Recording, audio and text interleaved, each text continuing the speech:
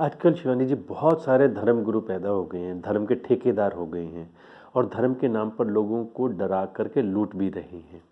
लोगों की श्रद्धा धर्म के प्रति कम होती जा रही है और जो धर्म गुरु जिनको हम मानते हैं कि वो समाज को सच्ची राह दिखाएंगे, उनका अपना खुद का व्यक्तिगत आचरण भी कोई बहुत अच्छा नहीं है।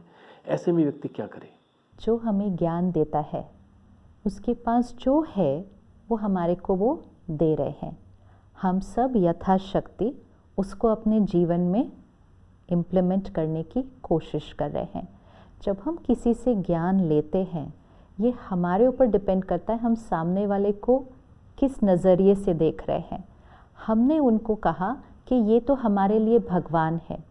वो भगवान नहीं है, वो भगवान का एक मैसेंजर है जो हमें सही जीवन जीने के तरीके का ज्ञान सिखा रहे हैं और खुद भी उसको वो अपने जीवन में धारण कर रहे हैं। उन्होंने नहीं कहा किसी ने भी कि हम 100% परफेक्ट हैं। किसी ने कहा? किसी ने नहीं कहा। उन्होंने क्या कहा? हम भी स्टडी कर रहे हैं और जो हम स्टडी कर रहे हैं हम आपके साथ भी शेयर कर रहे हैं। ये हमारी गलती थी कि हमने सोचा कि जो हमारे साथ शेयर कर रहा है वो 100% परफेक्ट होगा और फिर जब हमें उनके कोई भी व्यवहार में कुछ भी बात दिखाई दी तो हमने कहा हमारी भावना को ठेस पहुंची। लेकिन चेकिंग हमें अपनी करनी है। दूसरों के अंदर बातें ढूंढना, इससे कोई नुकसान सिर्फ किसका होगा? हमारा होगा। हमें उनसे भावना से, प्यार से, सम्मान देते हुए उनसे ज्ञान लेना है। कनेक्शन परमात्मा से जोड़ना है।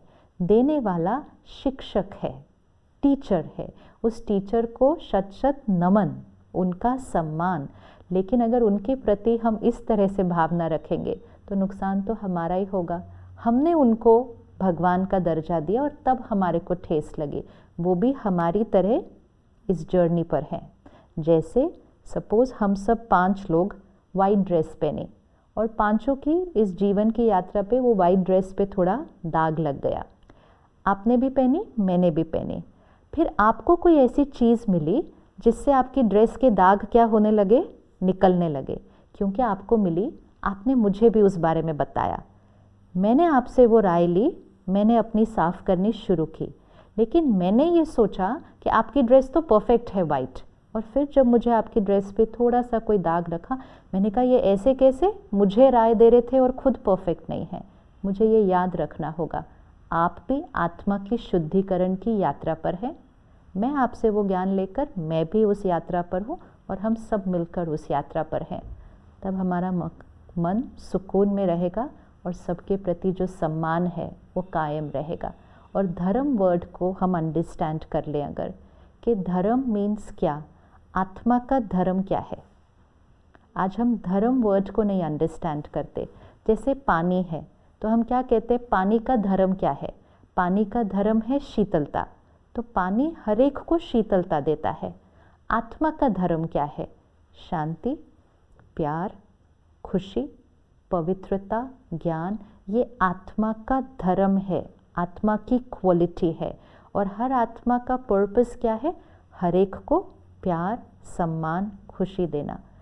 जिन्होंने हमें जीवन जीने का तरीका सिखाया, जिन्होंने हमें आत्मा का धर्म क्या है वो सिखाया, हमने कहा इन्होंने धर्म स्थापक किया।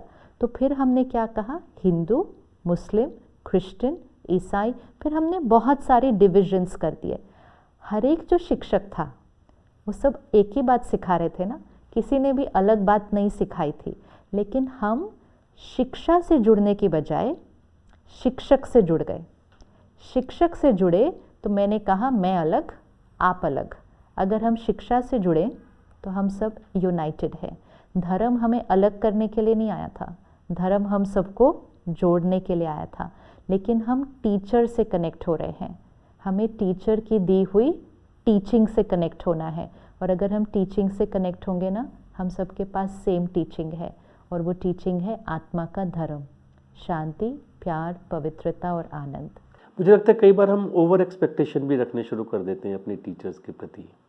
हाँ, तो वो ओवर एक्सपेक्टेशन, हम एक्सपेक्टेशन परफेक्शन की कर रहे हैं। हम एक्सपेक्टेशन परफेक्शन की कर रहे हैं कि ये आत्मा परफेक्ट है। उन्होंने नहीं कहा कि हम परफेक्ट हैं। और जब वो परफेक्शन नहीं दिखती है तो हमारे दिल को ठेस पहुंचती है और हमारी आस्था कहीं ना कहीं डगमगा जाती है। तो वो परसेप्शन की गलती किसकी? हमारी।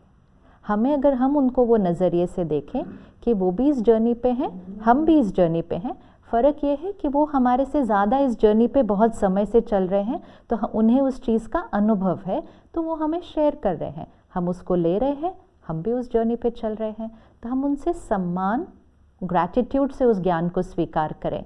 हमारी एक्सपेक्टेशंस ही हमारे फिर दुख का कारण बनती है, नहीं तो।